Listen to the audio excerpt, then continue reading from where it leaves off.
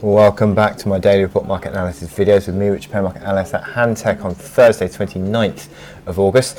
Looking at euro-dollar, which has been on this drift lower in the last couple of sessions. I've been talking in the morning report that I still think that euro-dollar is on a negative drift. I just don't see that there's too much momentum to the downside. And you can see that really with the fact that momentum indicators are sort of sluggish, I think, in their negative configuration. RSI consistently below 50, but just not really moving on below 40 and down towards 30 on the RSI. Our MACD lines have just come together and just drifting now a bit, as are the stochastics. I think it's all reflective of the negative sentiment that we have on euro-dollar, but as I said, a lack of real selling intent.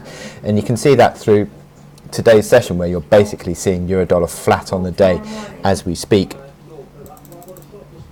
But within that, I think you'd still suggest that there is this negative drift. You're trading underneath all the moving averages. You're trading underneath 11 big figure, which became a basis of resistance again yesterday.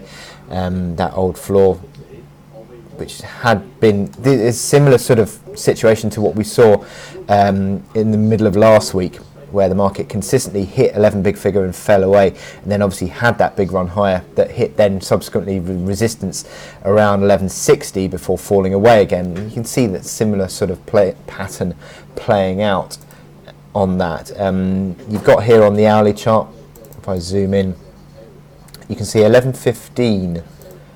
This old level of resistance, which again got hit a couple of days ago, and now we're seeing resistance coming in around about 11 figure from yesterday's high. Bit of a near-term pivot there. Around 50 on the hourly RSI seems to be restrictive. Back towards 30, MACD lines struggling underneath neutral, stochastics having just crossed lower again. So it all sort of paints towards a negative drift, and subsequently maybe a test of 110.50 again, which was last week's low.